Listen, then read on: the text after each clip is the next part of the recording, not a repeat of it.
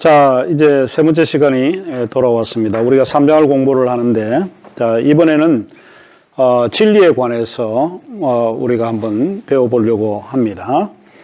교과서 133쪽, 앞에 우리 두 번째 시간에서 제가 마지막 마칠 때쯤에 말씀을 드렸듯이 133쪽 진리의 정당성에서 좀 시작을 하겠습니다.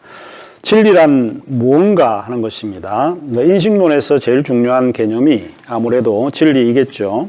진리란 무언가, 진리를 어떻게 정당화할 수 있는가 하는 문제입니다. 우리는 F부터 이제 그런 이야기를 많이 들어왔습니다. 진리는 언젠가는 승리할 거다. 사람들은 진리를 믿습니다. 그리고 진리에는 분명히 힘이 있다. 이렇게 믿습니다. 그런데 진리가 무엇인지에 대한 대답은 쉽게 얻을 수 없습니다.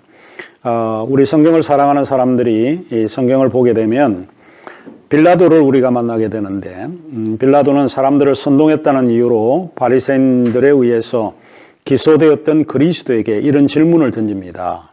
진리가 무엇이냐라고 이렇게 묻게 되죠. 진리가 무엇이냐의 물음은 철학의 중요한 논제와 연관된 물음입니다. 이것은 철학사를 통해 여전히 해답을 기다리는 물음일 뿐만 아니라 일상 속에서도 여전히 해답을 기다리는 물음이기도 합니다. 진리란 단어에 대해서 이제 우선 우리가 공부를 해야 할 텐데, 일단 우리가 빌라도가 한 말을 잠시 우리가 좀 생각을 해보게 됩니다. 빌라도가 세 번째 말하되 이 사람이 예수 그리스도를 말합니다. 무슨 악한 일을 하였느냐? 나는 그에게서 죽일 죄를 찾지 못하였으나 때려서 놓으리라 하니 그들이 큰 소리로 재촉하여 십자가에 못 박기를 구하니 그들의 소리가 이긴지라. 해골이라 하는 곳에 이르러 거기서 예수를 십자가에 못 박고 두 행악자도 그렇게 하니 하나는 우편에 하나는 좌편에 있더라. 이 예수께서 이르시되 아버지 저들을 사하여 주옵소서. 자기들이 하는 것을 알지 못함이니라. 인식하지 못했다. 이런 거죠. 이제 중요한 그 진리의 문제를 다루면서 이야기를 하고 있는 내용입니다. 자, 그러면 진리라고 하는 게 뭐냐? 요한복음 17장 17절에 보면 그들을 진리로 거룩하게 하옵소서. 아버지의 말씀은 진리니이다. 그 다음에 요한복음 8장 32절에 잘 알려져 있는 구절이죠. 진리를 알지니 진리가 너희를 자유케 하리라. 요한복음 14장 6절에는 내가 곧 길이요 진리요 생명이다. 이렇게 되어 있습니다. 진리란 라틴어에 에는 베리타스라고 하는 말이고 그리스 말에는 알레테이아에서 유래한 말입니다. 뜻은 진리라고 할 때 성실하다, 믿는다, 참이다 라는 의미로 사용되고 있습니다. 자, 또 진리는 성실하다 뿐만 아니라 신뢰하다, trust의 의미로 또 이해되는 경우도 있습니다. 우리가 잠언 3장 5절에 보면 너는 마음을 다하여 여호와를 신뢰하고 내 명철을 의지하지 말라 이렇게 되어 있죠.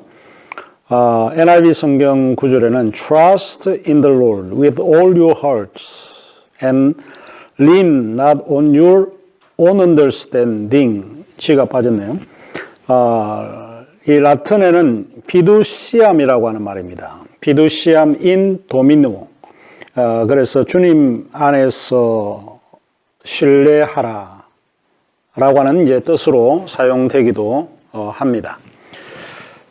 우리는 보통 하나님이 진리이고 성령이 진리이고 예수가 진리다 이런 말을 사용을 하죠. 특별히 이제 삼위일체 중에 예수가 진리다는 말, 이 말에 갖는 의미는 무엇인가 하는 것입니까? 자, 즉 예수를 믿는다는 것이 진리인데 그것의 의미는 뭔가 하는 것입니다. 예를 들면 제가 학부의 학생들에게 시험을 쳐서 시험 점수를 이렇게 보통 이렇게 잘 주지는 않습니다. 뭐 정당하게 평가를 해서 주긴 하지만 그다지 높은 점수를 잘 안 주는 편인데 학기 말에 되면 늘 학생들이 이제 제 방에 와서 자기들이 받아들인 성적표를 가지고 성적을 조금 올려달라고 이제 부탁을 합니다. 그래서 제가 이제 묻죠. 왜 이제 성적을 올려줘야 되냐, 왜 시험을 못 쳤냐, 이렇게 묻습니다. 뭐 이유가 여러 가지입니다. 다양한 이유들을 합니다. 뭐 갑자기 여자친구하고 뭐 사귀게 되어서 시간을 뺏겠다든지, 돌아가지 않은 부모들도 돌아갔다고 이야기를 하고 여러 가지 이제 핑계도 되는 경우도 많이 있습니다. 또 학자금 대출을 받기 위해서 성적이 좋아야 된다, 뭐 이런 이야기인데 점수를 좀 이렇게 달라, 이런 이야기를 조금 하죠. 한번 제가 이제 그런 생각을 해보게 됩니다. 그러면서 제가 정당한 이유가 되면 점수를 올려주겠다 라고 이야기를 합니다. 가령 뭐 C 플러스 받은 학생에게 B 마이너스를 주겠다, 이렇게 하면 굉장히 감사하겠죠. 그래서 나가면서 이제 문 앞에서 교수님만 믿고 갑니다, 이런 학생들이 들어 있습니다. 이때 교수님만 믿고 갑니다 라고 할 때, 그 말을 한 정 교수는, 변덕이 심해서, 한다고 했지만은 또 받고 마음이 바뀌거나 그러지 않다라고 하는 거죠. 그러니까 믿는다라고 할 때, 예수가 진리라고 하는 말은 예수님이 살았던 그 삶 자체가 성실했고 진리고 주님이 하신 말씀이 거짓이 없다라고 하는 뜻이죠. 그래서 예수가 없다라고 하는 이런 말은 아마 그런 의미로 우리가 생각해 보지 않을까 싶습니다. 자, 이제 우리에게는 여러 가지 이제 진리에 대한 철학적인 이론들이 굉장히 많이 있습니다. 자, 우선 이제 134쪽에 많은 철학자들에 의해 고안된 진리들, 뭐 이런 거를 한번 우리가 생각을 해봐야 될 텐데, 특별히 이제 134쪽에서 135쪽 정도에 나오는 내용들입니다. 가장 대표적인 진리 이론 중에 하나가 진리 대응설입니다. 진리 대응설, 소위 correspondent view of truth라고 하는 진리 대응설은 사실과 일치하거나 대응해야 한다는 겁니다. 이 사실을 확인 안 하고 말을 하면 안 된다는 거죠. 요즘 유튜브에 많이 등장하는 것들이 이제 가짜 뉴스들이 굉장히 판을 치고 있습니다. 이게 팩트 체크를 해야 되는 이런 그 이론을 보통 우리가 이야기할 때 진리 대응설이라고 이야기를 합니다. 진리라고 하는 것은 그것을 그것이라고 말하는 것, 즉 그것이 아닌 것을 그것이 아닌 것이라고 말을 하는 겁니다. 그러니까 예수님께서도 그런 말씀을 하신 걸로 기억을 하는데, 예는 예, 아니면 아니요라고 이야기를 하라는 거예요. 우리가 거짓을 이야기를 하게 되면 어디에 위배되는가 하면 진리 대응설의 위배가 됩니다. 진리 대응설이 추구하는 것은 그게 사실과 일치하는가, 팩트와 대응하는가, 반드시 대응해야 된다고 생각하는 진리 이론이라고 볼 수 있죠. 이 백문이 불여일견이라고 하는 옛말이 있는데 보아야 됩니다. 확인하고 실제 그 사실이 맞는가, 일치하는가 확인을 해야 됩니다.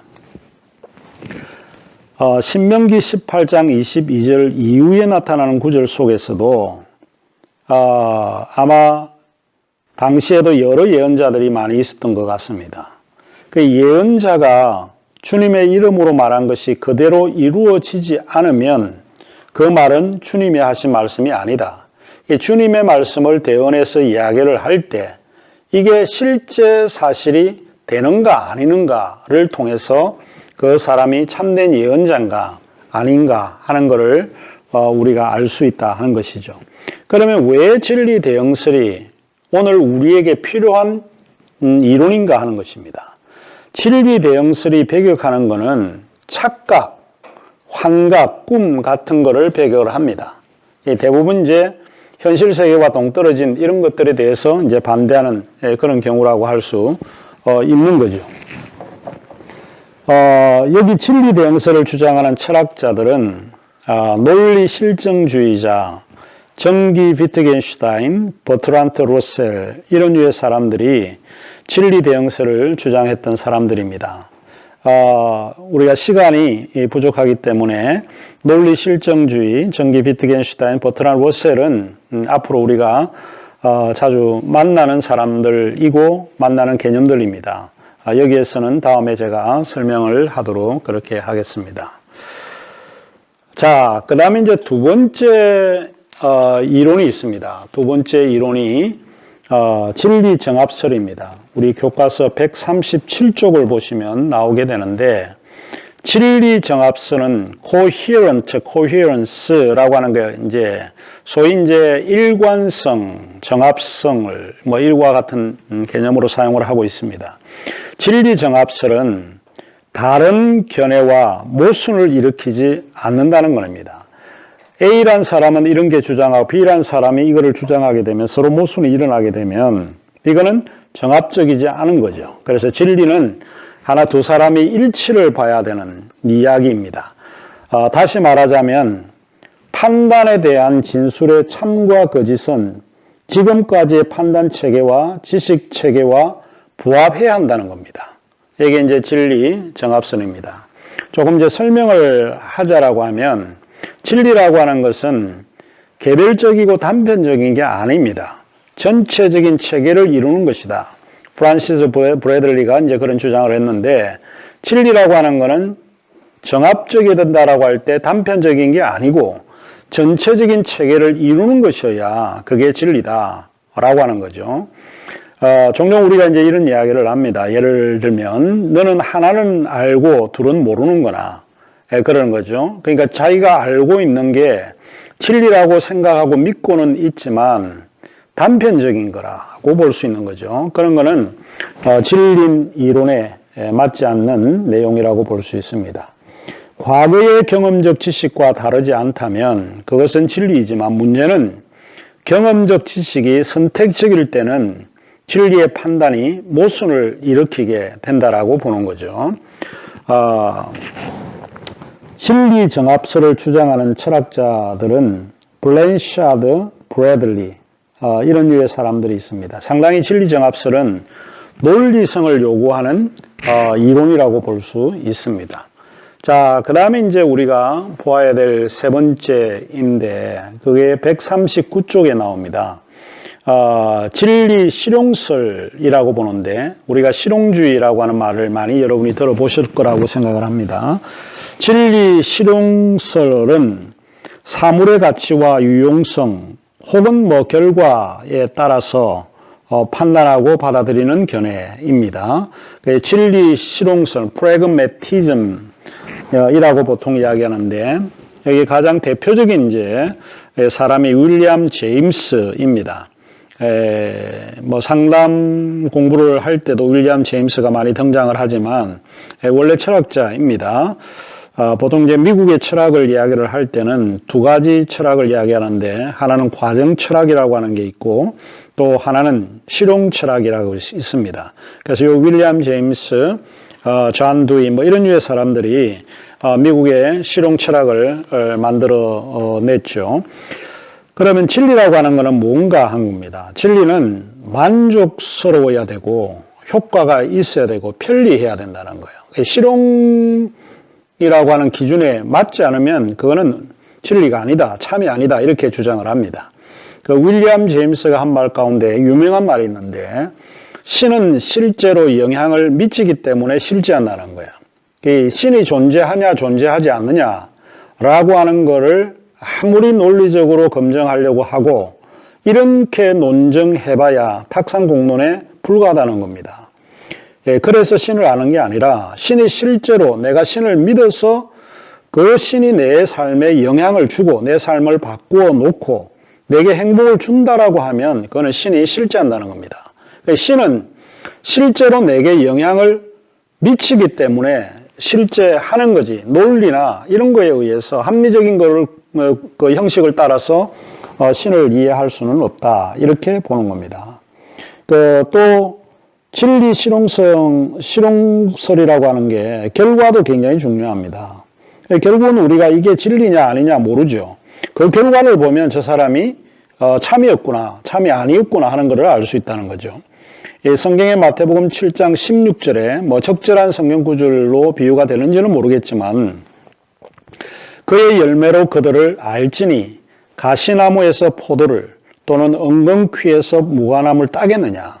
결국은 그 결과를 보면 그 사람이 어떤 사람이었다라고 하는 것을 알 수 있습니다. 진리 실용성은 영국의 경험론과 대륙의 합리론을 배격합니다.